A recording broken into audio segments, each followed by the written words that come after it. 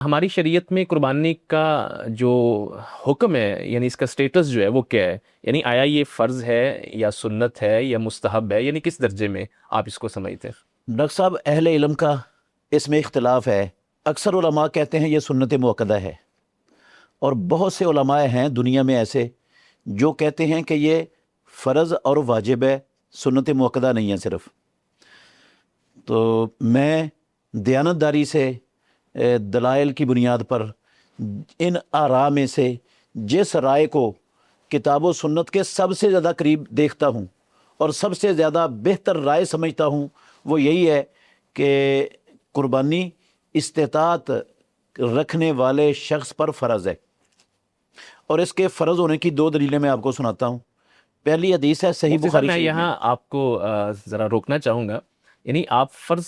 کا کہہ رہے ہیں، جی حالانکہ ہمارے ائمہ اربعہ میں سے فرض کا کسی کا فتویٰ موجود نہیں ہے۔ یعنی امام ابو حنیفہ رحمہ اللہ سے ثابت ہے، لیکن وہ بھی واجب کے قائل ہیں، یعنی فرض کے وہ بھی قائل نہیں ہیں۔ اور باقی ائمہ ثلاثہ جو ہیں، امام شافعی رحمہ اللہ ہے، امام مالک رحمہ اللہ ہے، امام احمد ابن حنبل رحمہ اللہ ہے، ان کے نزدیک تو سنت موقدہ ہے۔ اور ایون کہ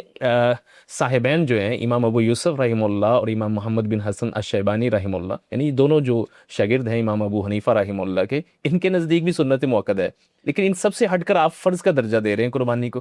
ڈاکٹر صاحب، امام ابو حنیفہ رحمۃ اللہ علیہ، انہوں نے جو فرض اور واجب میں فرق کیا ہے نا، اس فرق کی دلیل کوئی نہیں ہے، اور بغیر دلیل کے کسی کی بات کی اسلام کے اندر کوئی حیثیت نہیں ہے۔ فرض اور واجب ایک ہی چیز کے دو نام ہیں۔ یعنی جمہور آپ نے ائمہ ثلاثہ کا نام لیا ہے، امام مالک،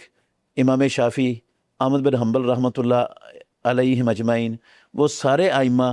سمجھتے ہیں، بلکہ امام ابو حنیفہ رحمۃ اللہ علیہ کے شاگردوں میں سے بھی بعض شاگردوں کا خیال ہے کہ فرض اور واجب ایک ہی چیز ہے۔ جی، باقی سب کے نزدیک تو فرض اور واجب ایک ہی ہے، اچھا، صرف احناف کے ہاں فرق ہے۔ امام ابو حنیفہ رحمۃ اللہ علیہ کے ہاں اگر فرق ہے تو وہ فرق تو بغیر دلیل کے ہے، اس لیے اس کی تو حیثیت کوئی نہیں ہے جب بغیر دلیل کے ہوگا تو۔ باقی رہی یہ بات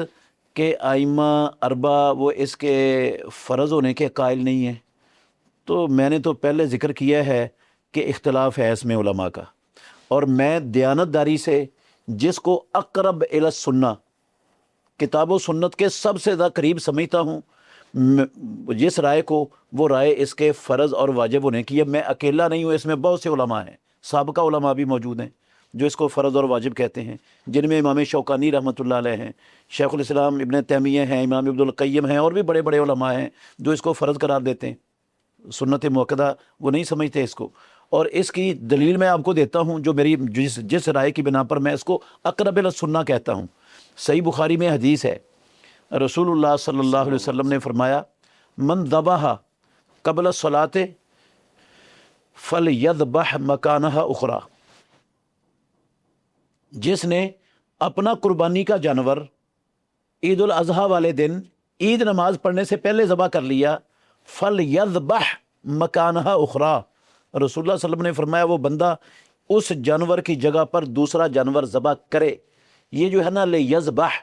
یہ امر ہے، امر ہے، اور اسلام میں جو امر کا صیغہ ہے وہ فرضیت اور وجوب کے لیے ہوتا ہے، اور اس کی دلیل بھی موجود ہے۔ رسول اللہ صلی اللہ علیہ وسلم نے فرمایا اگر مجھے خدشہ نہ ہوتا کہ میں اپنی امت پر مشقت ڈال دوں گا تو میں ان کو ہر نماز کے وقت مسواک کرنے کا حکم دے دیتا۔ آپ بھی سمجھتے تھے کہ جس چیز کا میں حکم دے دوں گا وہ کام کرنا کیا ہو جائے گا، مسلمان امت پر فرض ہو جائے گا۔ تو اور بھی بہت ساری دلائل ہیں اس اصول کے، اور یہ اصول مسلمہ ہے سب کے نزدیک۔ ہاں، اگر امر اللہ کی طرف سے ہو، اللہ کے رسول کی طرف سے ہو، وہ فرضیت اور وجوب پر دلالت کرتا ہے، اور اگر کوئی دلیل آ جائے جو اس کو فرضیت کی بجائے استحباب کی طرف یا اباحت کی طرف یا کسی اور معنی کی طرف لے جائے، کوئی دلیل موجود ہو تو چلا جائے گا، لیکن جہاں کوئی دلیل نہیں ہے وہاں امر کا صیغہ فرضیت اور وجوب پر ہی دلالت کرتا ہے، اسے فرضیت اور وجوب ہی ثابت ہوتی۔ اور یہاں پر اس مسئلے میں جو ہمارے درمیان جس پر گفتگو ہو رہی ہے قربانی کے حوالے سے، مجھے پیارے پیغمبر کی سنت میں مرفوع حدیث کوئی ایسی نہیں ملی، قرآن مجید کی کوئی آیت ایسی نہیں ملی جس آیت سے یہ امر فرضیت اور وجوب کی بجائے ندب یا استحباب کے لیے اس کو اس کی طرف پھیرا جا سکتا ہو، مجھے کوئی دلیل نہیں ملی۔